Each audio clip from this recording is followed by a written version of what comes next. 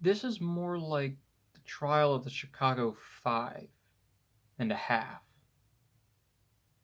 plus one other. Welcome back, everybody. Hope you're staying safe. Today, our movie in the middle is The Trial of the Chicago 7, a true story about a bunch of protesters who are put on trial after allegedly crossing state lines to start a riot at the Democratic National Convention in 1968. Sounds a little familiar. Open your eyes, 'cause a new day. The themes of the movie are everything from about whether this is really about the trial or whether the people in power just kind of want to do what they want to do. It's about people in power being able to do what they want to do without any repercussions. It's about the violence on different races of people. Seriously, I can go all day with the similarities. No, but for real, obviously it's very relevant and timely that I'm able to do this review now. I was postponing it because it was part of my catch-up of all these other movies from 2020, and this is one that I really wanted to do a big review on even before this last week happened. And now it's extremely relevant, like literally up to today. It's insane how relevant this is, except obviously the plot of the movie is the opposite of what has happened this past week. So again, I hope you all are safe. I hope you all are taking care of yourselves in this very weird time, and I just hope that everything that happens for the rest of this year is, it's all up from here, and that it leads to a lot more peace than we've had. And if you're at all interested in what's been going on in the world, before I even get into this review, I want to just tell you, go watch this movie, because it is nuts how relevant this is 50 years later. Starting off with the highs of the movie, there's really a few just big ones, and I think the biggest one is the cast. This is an amazing cast. It's just stocked with people. Eddie Redmayne, as I like to call him, Ready Eddie. Sacha Baron Cohen. Mark Rylance. Joseph Gordon-Levitt. There's so many people in this movie, and let me just go through each of them really quickly, at least the main ones. My man, Ready Eddie. First of all, I don't think I've ever seen him in a movie where he talked like a normal person, so that was cool. But he is really good. Obviously, he's Eddie Redmayne, but he's really impassioned, and I've never seen him so aggressive in a movie, which was awesome. And he's a very logical thinker. He debates everything. I mean, he was just really awesome in this movie. Sacha Baron Cohen. I gotta say, I've never been a fan. I've seen him in, Sweeney Todd, Les Mis, Hugo. I've never seen Borat. I probably should, but I've never seen them. I've never been a huge fan. I've always thought he was kind of annoying, but I gotta be honest, he really, really did an awesome job in this, and I loved him in this, because he plays kind of the opposite of Eddie Redmayne's character, because they kind of battle it out in terms of their personalities and how they think that a revolution should be brought about. And obviously, Eddie Redmayne's character thinks that it should be brought about more democratically. It should be, we got to do it the right way. And Sacha Baron Cohen's character is like, no, we just got to stick it to him. Do anything wild like we should. And he's kind of the wild card, which, isn't great in court because the judge it just does not look on that favorably. Speaking of the judge, Frank Langella plays the judge, Julius Hoffman. And I gotta say, this guy must have done an incredible job, because I hated him. Ooh, he's such a dick in this movie, because, he can do whatever he wants. It's his courtroom.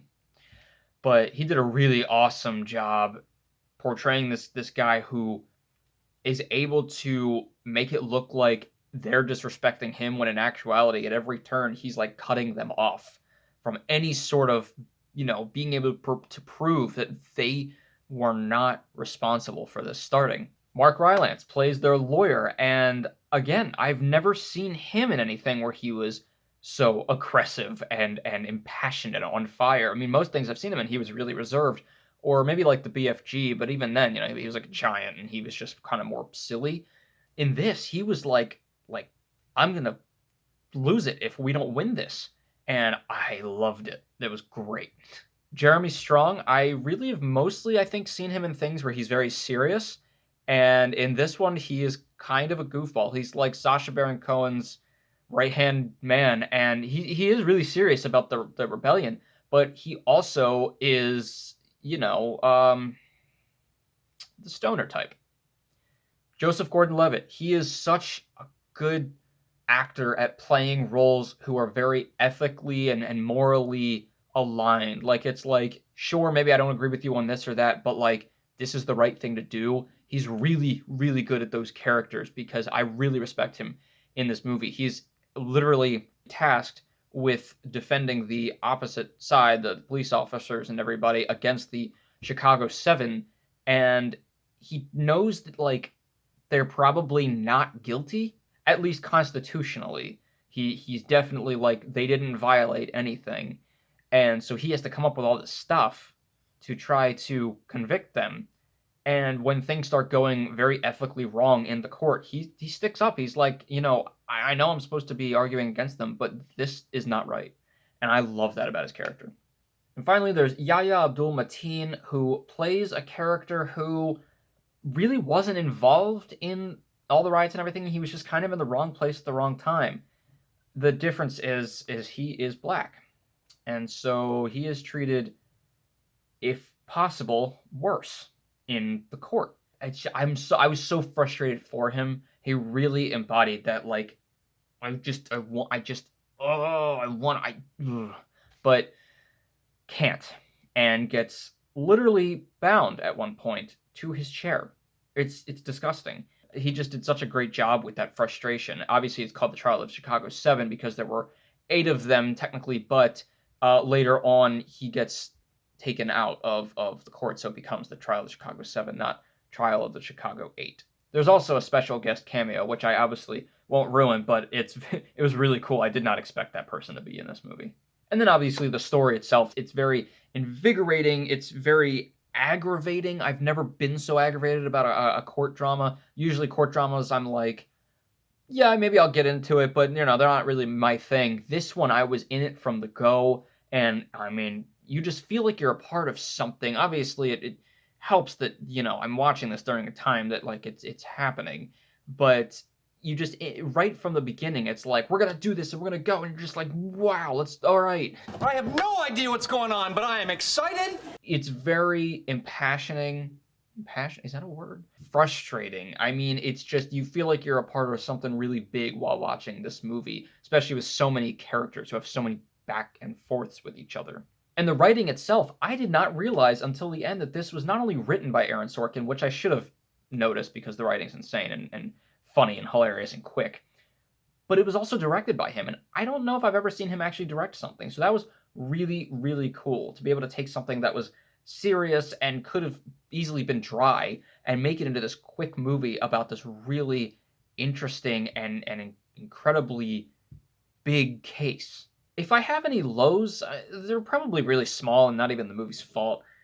Obviously, being based off a true story, you can only either stretch it so much, which you really shouldn't anyway, or, you just put it in there and then you're like, oh, that doesn't really make sense, but it's a true story.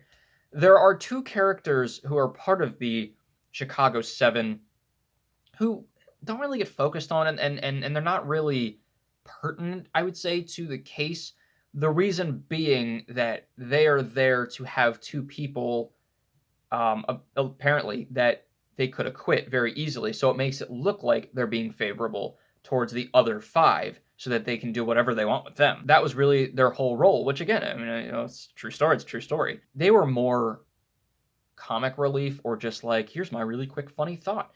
I would have liked to see another scene or 2 focusing on them, even if it's just a small scene, and their thoughts on how they felt about being in the trial. I mean, because they had sort of that when it was in the whole group dynamic, but I wanted more, maybe just 1 or 2 scenes about each of them, just so we get like a little bit of depth on them.